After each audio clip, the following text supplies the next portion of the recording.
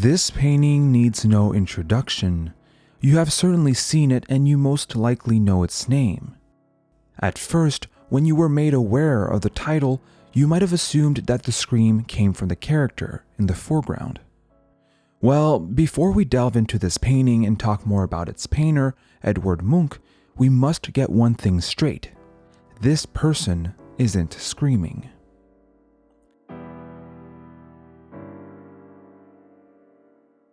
At least the evidence points towards the fact that this person isn't screaming. First, the original title of the painting isn't The Scream, but The Scream of Nature.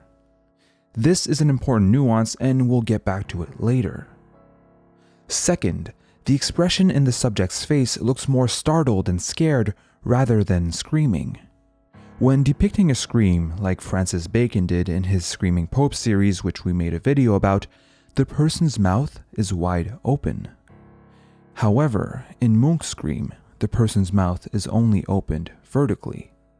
They look like they're anxiously gasping for air rather than screaming. Another clue which invalidates the idea that the character is screaming is a quote by Edvard Munch himself talking about the inspiration for this painting. "I was walking along the road with two friends. The sun was setting. Suddenly the sky turned blood red. I paused, feeling exhausted, and leaned on the fence. There was blood and tongues of fire above the blue-black fjord and the city. My friends walked on, and I stood there, trembling with anxiety, and I sensed an infinite scream passing through nature." Here we have every reason to believe that Munch is describing the painting. The sky turning blood red above the blue fjord, the two friends walking, and Munch himself standing there, trembling with anxiety, hearing the scream of nature. According to this story, this painting is depicting what seems to be Munch himself having an anxiety attack after seeing a red sunset and hearing a scream. In that case, the reaction we're seeing here is deep and intense panic, which in many ways can be even more disturbing than a scream. Edvard Munch's struggle with mental illness started young. He was born in 1863 and only 5 years later, his mother died of tuberculosis. 9 years after that, his favorite sister, Johann Sophie Munch, also passed away. He was therefore raised by his father. "My father was temperamentally nervous and obsessively religious, to the point of psychoneurosis. From him, I inherited the seeds of madness. The angels of fear, sorrow, and death stood by my side since the day I was born." Unsurprisingly, this reflected in his artwork. We can look at the Frieze of Life, which is a collection of Munch's work grouped in different themes such as love and death. The scream appears in the Frieze of Life under the theme of angst alongside the painting Karl Johann Street.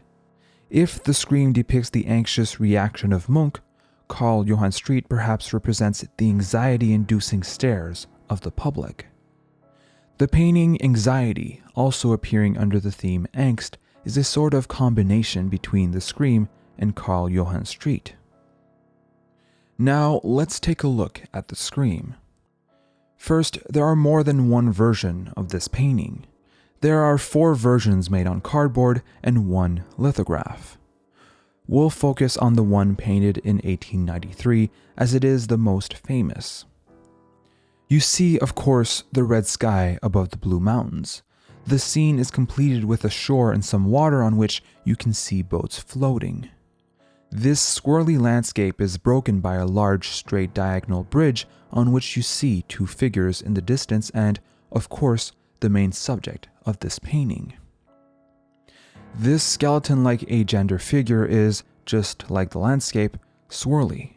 In fact, the curves of their body follow the ones in the landscape. Their hands are blocking their ears as if they were trying to silence the scream of nature, and their expression reveals deep distress. The composition consists of many shapes, and the subject's placement is right at the intersection of 3 of them. There's tension between the fluid organic shapes and the rigid geometric bridge, and this tension reaches its peak where the organic shapes crash against the strong line. It's no coincidence that this is where the subject's face is positioned. So, this painting is powerful for its display of angst through its composition, its subject matter, and the story behind it. If you remember the last video I made on Jan Matejko's Stanczyk, I asked if it was important to you to know the story behind a painting. In this case, with Munch's Scream, I feel like the painting can definitely speak for itself, and the fact that it became such a popular icon supports that idea. Nonetheless, even if this painting does speak for itself, learning the story behind it adds a whole new layer of meaning and personality. Knowing Edvard Munch's personal history and connection to this painting can definitely help us in creating our own connection to it.